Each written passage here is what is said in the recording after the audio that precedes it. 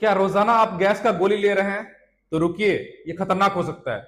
अस्सलाम वालेकुम, मैं डॉक्टर सफीउर रहमान पारस मल्टी स्पेशलिटी हॉस्पिटल में जनरल सर्जन के रूप में पिछले 3 साल से काम करते आ रहा हूं और आए दिन रोजाना तकरीबन तकरीबन 100 से ऊपर पेशेंट देखता हूं। और उन सब का अक्सर लोगों का मोर देन 80% लोगों का समस्या रहता है कि मेरा गैस का प्रॉब्लम है और कब्जियत हो रहा है। मैं आज बात करने जा रहा हूं कि गैस्ट्राइटिस, जो गैस का समस्या बता रहे हैं, उसका और कब्जियत के साथ क्या रिलेशन है। सबसे पहली बात समझ लीजिए कि गैस का जो आप डेली जो दवा ले रहे हैं, वो दवा अगर आप डेली ले रहे हैं तो ये आपकी सेहत के लिए खतरनाक हो सकता है।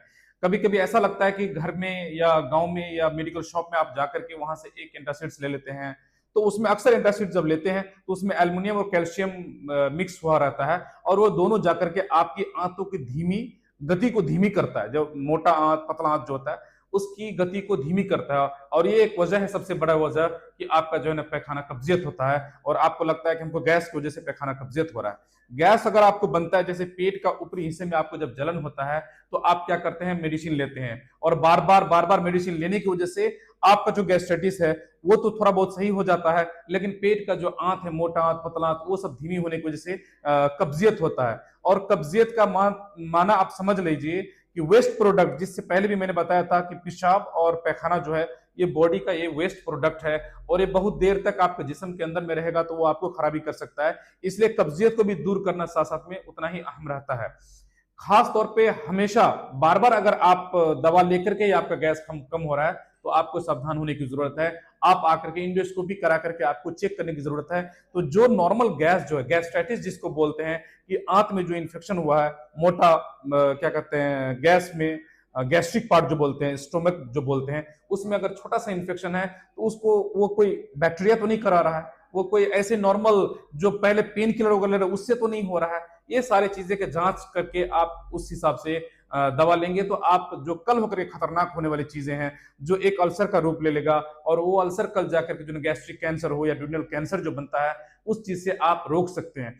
आज मैं बात करने जा रहा हूं वो इन्वेस्टिगेशन के दौरान होगा कि अगर आप लंबे अरसे से गैस की दवा खा रहे हैं तो आपको रुकना होगा। आपको एक बार आकर के चेक जांच कराने की जरूरत है, आपको इंडोस्कोपी कराने की जरूरत है, इंडोस्कोपी के दौरान बायोप्सी कराने की जरूरत है, आप कीटाणु है कि नहीं उस चीज को जांच कराने की जरूरत है, और अगर कीटाणु है तो उसको समाधान बहुत ही संभव रहता है। इसलिए आज के वीडियो के थ्रू आपको बताना चाहता हूं कि अगर आप लंबे अरसे से ये एंटासिड्स खा रहे हैं या गैस की दवा खा रहा है तो आपको थोड़ा सा सावधान रहने की जरूरत है। आइए मैं बताता हूं कि आपको दिनचर्या कैसे करना है, दिन डे बाय डे आपको किस हिसाब से करेंगे ताकि आप गैस की समस्या से मुक्त हो जाएंगे। जैसे सुबह में आप जब उठते हैं तो खाली पेट में आप ऐसे तली हुई चीज या पकाई हुई चीज को ज्यादा इस्तेमाल न करें। अगर इसको गैस का समस्या है तो आप सुबह में गुनगुना पानी में थोड़ा सा सुसुम पानी जो कहते हैं, उस गुनगुना पानी में थोड़ा सा शहद डाल लें या थोड़ा लेमन डाल लें और उसको पिए। और सुबह में जैसे ओट्स वगैरह होता है, दूध के साथ कोई चीज अगर ले रहे हैं तो उसमें अगर ये चीज सब इस्तेमाल करेंगे तो आपका सुबह का जो गैस बनने की समस्या है वो कम हो जाएगा। फिर दोपहर में आप खाना खाएंगे, 3 से 4 घंटा से ज्यादा आप अपने पेट को खाली नहीं रखेंगे। जो दोपहर में खाना खाएंगे उसमें जो है ना सब्जियों का मात्रा होना चाहिए, फल फूल का मात्रा होना चाहिए, फाइबर डाइट्स जिसको बोलते हैं, ताकि आपको कब्जियत से बचाएगा, वो चीज होना चाहिए। फिर 4 बजे 5 बजे शाम को थोड़ा सा आप पपीता वगैरह ले सकते हैं, फ्रूट्स वगैरह ले सकते हैं। और जब रात को खाना खाएंगे तो पानी का इस्तेमाल ज्यादा करेंगे, फाइबर डाइट्स वगैरह लेंगे। मीट मछली जो खाने वाले हैं, मीट मछली के साथ आप साग का जरूर इस्तेमाल करेंगे तो आपका दिनचर्या भी अच्छा रहेगा। क्योंकि इंसान दिन में काम करता है तो दिन के काम के दौरान में इंसान जो खाने का जो तरीका है वो भूल जाते हैं। और पानी पीने का भी सही तरीका आपको समझ में आना चाहिए, क्योंकि आप खाना खाने से पहले तकरीबन आधा घंटा 45 मिनट पहले आप पानी पी लें, उसके बाद खाना खाएं और खाना खाने के तकरीबन 1 डेढ़ घंटा के बाद ही आप पानी का इस्तेमाल कर लें, वरना जो डाइजेशन है उस डाइजेशन में आपको समस्या होगा।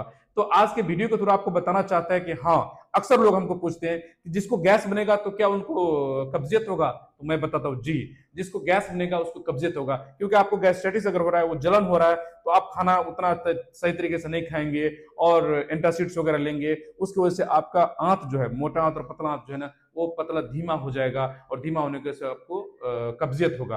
तो जरूर आपको इस वीडियो के थ्रू बताना चाहता हूँ कि जिसको गैस्ट्रिक होता है उसको अक्सर कब्जियत भी होता है। तो सही सही टाइम पे खाना, पानी का ज्यादा इस्तेमाल, फल फूल का इस्तेमाल और कब्जियत से बचने के लिए फाइबर डाइट्स का अगर इस्तेमाल करते हैं तो आप बच सकते हैं। देखते रहिएगा पारस हॉस्पिटल।